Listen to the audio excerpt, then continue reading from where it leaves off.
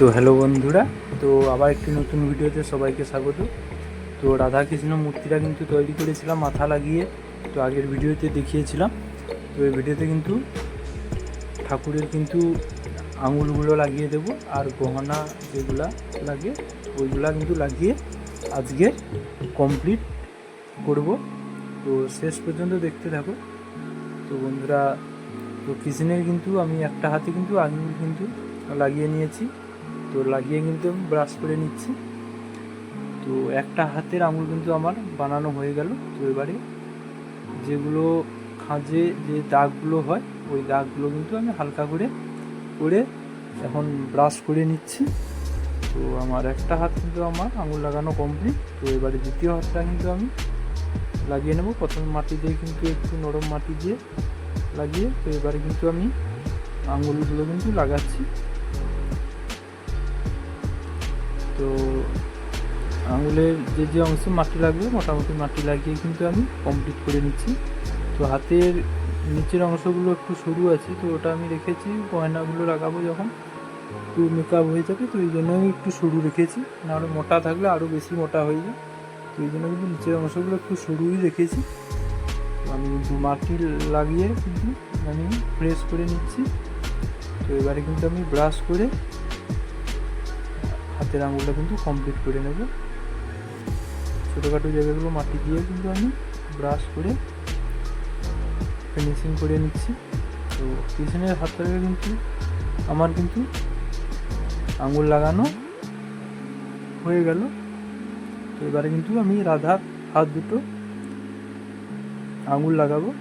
তো এটা কিন্তু নর্মালি থাকবে, হাতগুলো আঙুলগুলো হালকা বাঁকানো থাকবে, না হলে নর্মালি সোজাই থাকবে। তো আমি কিন্তু বসিয়ে নিয়েছি আঙুলগুলো মাটি লাগিয়ে।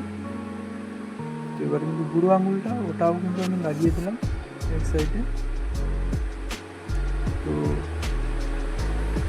মাটি লাগানোর পরে কিছু কিছু অংশ বুঝে গেছে, তো ওইগুলো কিন্তু আমি আবার খাঁজ কেটে আমি কিন্তু ব্রাশ করে ফিনিশিং করে নিচ্ছি। তো একটা হাত কিন্তু রাধার আঙুল লাগানো কমপ্লিট হয়ে গেল।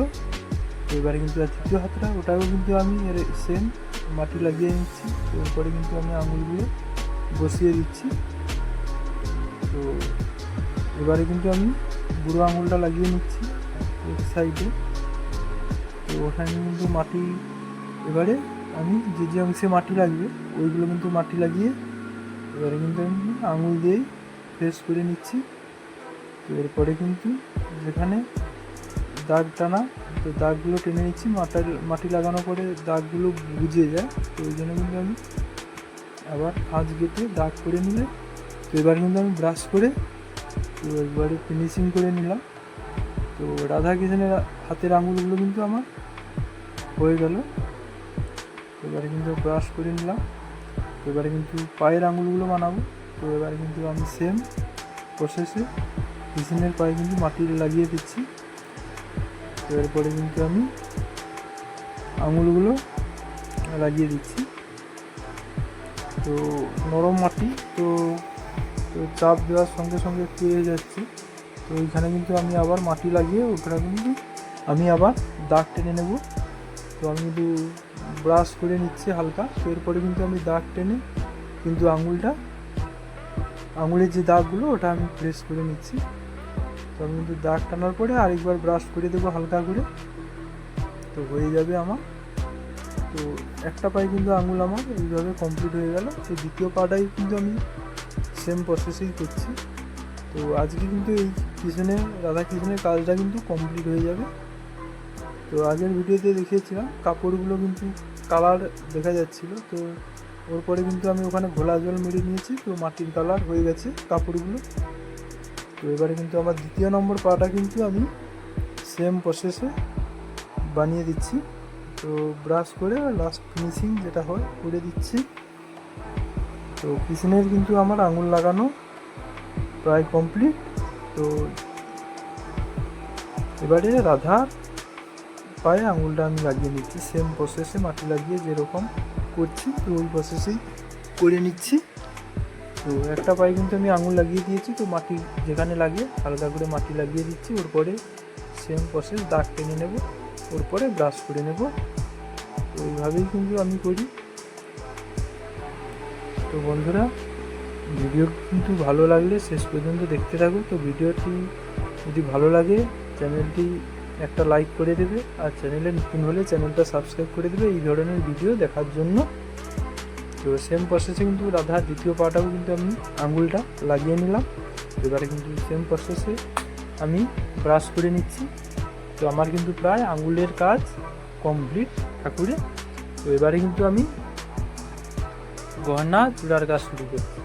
তো এটাও কিন্তু সেম প্রসেস, মাটি লাগিয়ে দিয়েছি প্রথমে ব্রাশ করে। তো ওর উপরে কিন্তু আমি যেরকম গহনার ছোটো ছোটো আমি দাগ টেনে নিচ্ছি। তো এগুলোর কিন্তু ডাইস আছে আমার, তো ওগুলো একটু বড়ো হয়ে যাবে, একটু মোটা হবে। আমি একটু পাতলার করেই করছি, হালকার করেই গহনা বানাচ্ছি। তো এই জন্য কিন্তু আমি হাতে ওটা কিন্তু আমি বানিয়ে দাগ টেনে টেনে এইভাবেই আমি করছি, সরুর উপরে গহনা যাতে মোটা না হয় এই জন্য কিন্তু আমি সরুর উপরেই কিন্তু করছি। তো এবার কিন্তু আমি হাতের বালাগুলো যেগুলো হয় ওইটাই কিন্তু আমি মাটি দিয়ে দিচ্ছি ব্রাশ করে।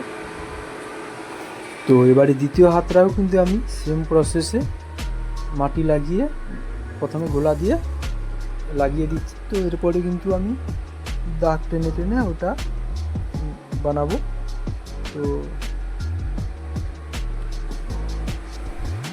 তো হাতের যে সরু অংশগুলো ওখানে সামনে কবজির ধারে, তো এইখানে কিন্তু আমি এটা লাগিয়ে দিয়েছি পালাগুলো। তো ওইখানে কিন্তু লাগানোর পরে ওটা কিন্তু মেকআপ হয়ে গেছে। তো এইভাবে কিন্তু আমি দুটো হাতে বালাগুলো কিন্তু বানিয়ে নিচ্ছি।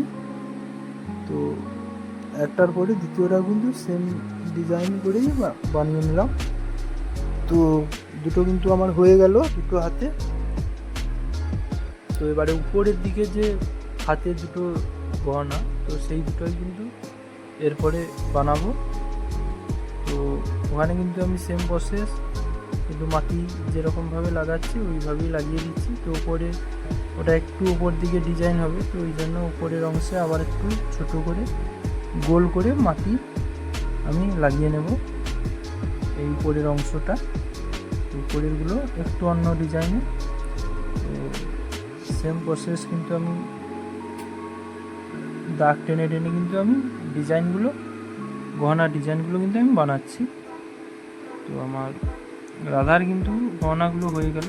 তো এবারে কানে দুটো লাগাবো আর পায়ে লাস্টে লাগাবো প্রথমে। এরপরে কৃষ্ণর হাতে লাগিয়ে নিচ্ছি। তো এইভাবেই আমার কিন্তু ডাইস আছে এগুলো গহনা, কিন্তু ওগুলো একটু মোটা বা একটু গুঁড়ো হয়ে যাবে। তো এই ঠাকুরে কিন্তু ঠিক মানাবে না, এই জন্য কিন্তু আমি হাতেই মাটি দিয়ে দাগ টেনে টেনে কিন্তু আমি এই প্রসেসে কিন্তু আমি ছোট সরুর উপরে আমি কিন্তু ডিজাইনগুলো বানাচ্ছি। তো মনে হলো এই সরু এতেই ভালো লাগবে, তো এই জন্য হালকার উপরে কিন্তু আমি বানিয়ে নিলাম পিছনের কিন্তু গলার হাতটা। তো এবার কিন্তু হাতে কিন্তু আমি সেম প্রসেসে ডিজাইন করে কিন্তু করে নেব। তো দাগ টেনে টেনে যেরকমভাবে করেছি অন্যগুলো ওইভাবেই কিন্তু আমি করে নিচ্ছি। তো পিছনের হাতেও কিন্তু হয়ে গেল। তো উপরের অংশটা আর একটা ওইটা কিন্তু বানাবো। তো এটা কিন্তু একটু অন্যরকম বানাবো, রাধারটা আলাদা, পিছনেরটা কিন্তু এটা আলাদা ডিজাইন করে বানাবো। তো এর উপরে কিন্তু আর একটা ছোট একটু মাটি লাগিয়ে ওইটা একটা আলাদা রকম গহনাটা বানাবো। তো হালকার উপরে যেটা বানানো যায় সেই টাইপেরই কিন্তু আমি বানাচ্ছি। তো বেশি ডিজাইন এতে করব না, তো হালকার উপরে থাকবে সেরকম এতেই বানাবো। তো পায়েরগুলোও কিন্তু আমার বানিয়ে নিয়েছি মাটি দিয়ে। তো এবারে কিন্তু ব্রাশও করে নিয়েছি। তো এরপরে কিন্তু আমি ফিনিশিং কাজটা করে নেব। তো আমার ব্রাশ মারা হয়ে গেছে সবগুলো রাধাকৃষ্ণের পায়ের যে নকুর হয় ওইটাই কিন্তু এবারে কিন্তু আমি দাগ টেনে টেনে বানিয়ে নিচ্ছি।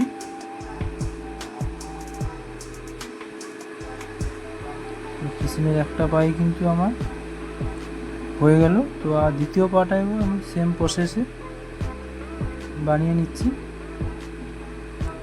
দাগ টেনে প্রথমে, তারপরে বিন্দু বিন্দু মতো করে এরকম ছোট ঠাকুরে হালকা যেভাবে ডিজাইন হয় ওই রকম ভাবেই আমি বানিয়ে নিলাম। তো কৃষ্ণেরটাও কিন্তু হয়ে গেল। রাধারটা এবারে হয়ে গেলে কিন্তু আমার মাটির গহনার কাজ প্রায় কমপ্লিট হয়ে যাবে। তো হালকা করে কিন্তু আমি যেরকম প্রসেসে বানাচ্ছি ওই প্রসেসে এটাও বানিয়ে নিলাম। তো লাস্ট পায়ের এইটা, তো এটাও আমি সেম প্রসেসে বানিয়ে নেব। আমার হালকার উপরে এই ডিজাইনটাই আমার ভালো লেগেছে, তো এইটাই আমি করেছি। তো এবারে কিন্তু কোমর পিছা যেটাকে বলে ওইটা আমি মাটি দিয়ে দিয়েছি। তো হালকার উপরে একটা মোটামুটি ডিজাইন আমি বানিয়ে নেব। তো ওটাই বানাচ্ছি এখন। তো এটা হয়ে গেলে কিন্তু আমার মাটির কাজ প্রায় শেষ।